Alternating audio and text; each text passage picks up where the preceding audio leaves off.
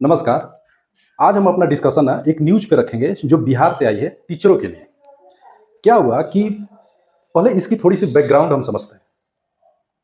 2006 से लेकर के 2015 के बीच बिहार में शिक्षकों का जो बहाली हुआ था ना, वो 3,52,000 हुआ था। आप साढ़े 3 लाख समझिए। साढ़े 3 लाख शिक्षक के बहाली हुआ था। इतने साढ़े 3 लाख लोगों को गवर्नमेंट रोजगार देने में सफल हो गई थी। लेकिन ये जो योजना थी या शिक्षकों की ये जो बहाली थी ना, ये शुरू से ही विवादास्पद रही। मतलब अलग-अलग स्टेज पे अलग-अलग विवाद इस पे खड़े होते गए। किसी को ये लग रहा था कि रिक्रूटमेंट या बहाली का जो सिस्टम है वो गलत है। मतलब बहुत सारा विवाद था और इसको बिहार सरकार अभी तक पूरी तरह से सल्टा नहीं चाहिए। आगे चल करके और भी विवाद हुए, टीचर का स्ट्राइक भी हुआ, अलग-अलग मांग को लेकर के। अब रिसेंटली क्या हुआ है कि बिहार सरकार ने कोरोना के समय में मतलब 1-2 साल पहले जितने भी ये टीचर थे ना, जो रिक्रूट हुए थे, उनसे उसने ऑनलाइन फ़ोल्डर माँगा था और उसके जाँच के लिए मतलब पेपर वर्क के लिए क्योंकि ऑलरेडी बहुत सारे कंप्लेन थे। हाई कोर्ट में पटना हाई कोर्ट में कंप्लेन थे, सुप्रीम कोर्ट में पीआईएल था सरकार की तरफ, नीतीश कुमार, निगरानी विभाग में लोगों को जिधर-जिधर सुविधा मिल रही थी, उधर कंप्लेन बढ़ते जा रहा था और साथ में जो बिहार सरकार है, उसका प्रेशर भी बढ़ते जा रहा था। तो उसने क्या किया, निगरानी विभाग जो आप जानते ही होंगे कि जो सरकार का एंटी करप्शन विंग है, उसको उसने राइट दे दिया कि हम सारे शिक्षकों से जो भी उनके डॉक्यूमेंट है या जो उसमें लिस्ट थी उसको आप अपलोड कर दीजिए। अब लफड़ा ये था कि जो सही थे मतलब ऐसा नहीं है कि सारे टीचर गलत थे इसमें, जो सही थे उन्होंने विधिवत अपना सारा डॉक्यूमेंट जो जो डिमांड किया गया था, ये लिस्ट था उसमें उन्होंने अपलोड कर दिया। अब इसमें धांधली की हद ये है कि कोई एक्स नाम के अगर एक्स नाम के आदमी का रिक्रूट हुआ है तो वहां पे वाई काम कर रहा है।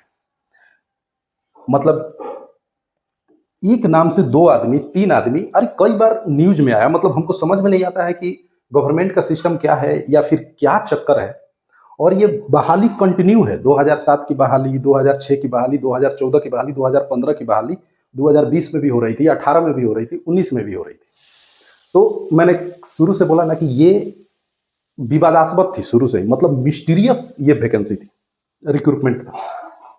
अभी गवर्नमेंट ने क्या कहा है, मतलब जो न्यूज आया है कि निगरानी विभाग को जो इनलिस्टेड 77,000 जो शिक्षक है ना, उनका फोल्डर मिला ही नहीं।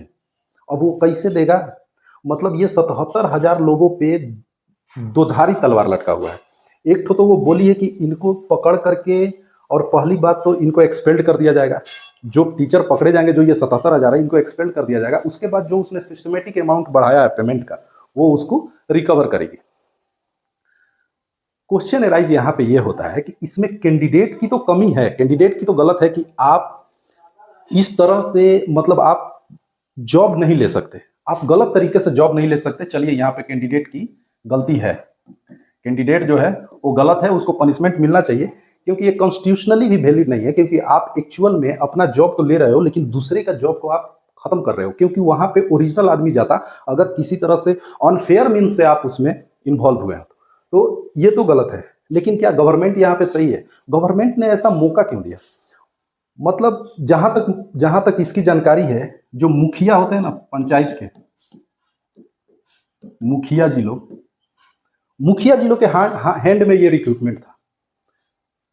अब मतलब सोचिए अपना जान पहचान का, कॉन्स्टिट्यूशन में ना जब जो राज्यपाल होता है ना, क्योंकि कोई भी रिक्रूटमेंट लेटर अगर आप स्टेट में करते हैं या फिर अगर आप सेंट्रल गवर्नमेंट में जॉब करते हैं ना, तो आपको जो आपका ज्वाइनिंग कार्ड मिलता है ना, वो सेंटर से मिलेगा तो वो प्रधान मतलब राष्ट्रपति के सिग्नेचर के साथ मिलता है। और स्टेट में अब अगर आप जॉब कीजिएगा तो आपको राज्यपाल की तरफ से मिलता है।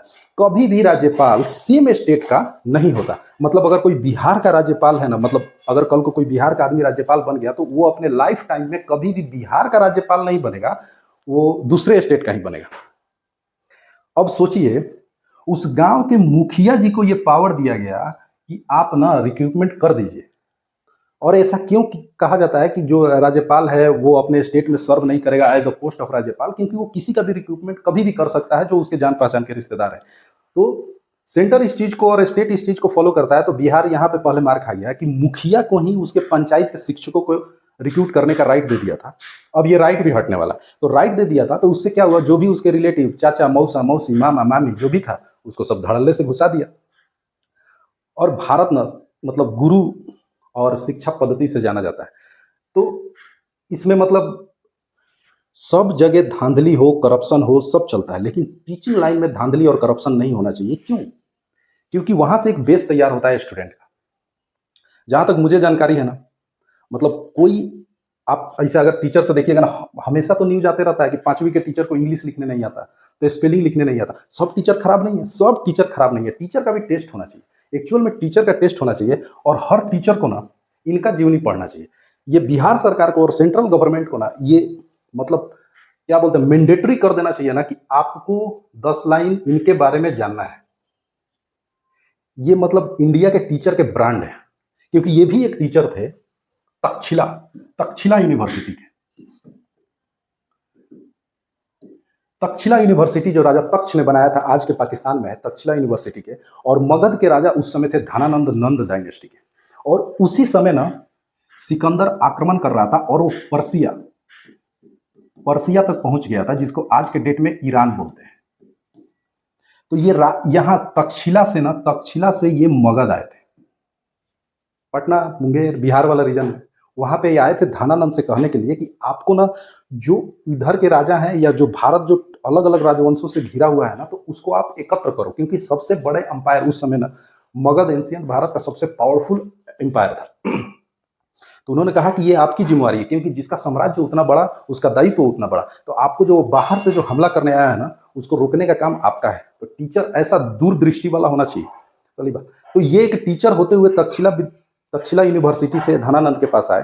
धनानंद जो था ना, उसको नाचना गाना, शराब पीना, मदिरा पान करना, ये सब में उसको अच्छा लगता था, तो वही सब वो काम कर रहा था। और ये जब समझाया तो उसको बुरा लग गया, मतलब उसका ईगो हर्ट हो गया। वो बोला कि अरे चोटी वाला पंडित, मतलब इनका जो सीखा था, सीखा नोच करके बाहर फेंक दिया। इन्होंने एक बात कही थी, मेरा बस मकसद वही बात समझाने का था कि ये धनानंद, एक शिक्षक के गोद में ना सृजन और विध्वंस दोनों पलते हैं। मैं अब तेरे लिए विध्वंस को खड़ा करूंगा। तो टीचर में ये क्षमता होनी चाहिए ना कि वो किसी का भी सृजन और विध्वंस कर सके, और कोशिश करना चाहिए सृजन करने का। इन्होंने धनानंद का डिस्ट्रॉय कर दिया, डिस्ट्रक्शन।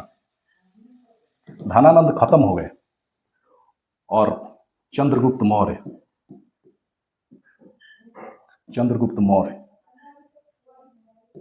मौर्य का कंस्ट्रक्शन हुआ, और ये उस समय के चक्रवर्ती सम्राट बने। अखंड भारत पे सबसे पहले पूरे भारत पे रूल करने वाला, अगर साउथ के कुछ छोटे से हिस्से को छोड़ दिया जाए, तो पहले जो शासक थे वो चंद्रगुप्त ही थे।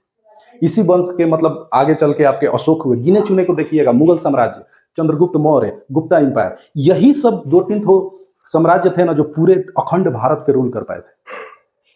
तो आजकल का टीचर देखिए फर्जरी से जाता है।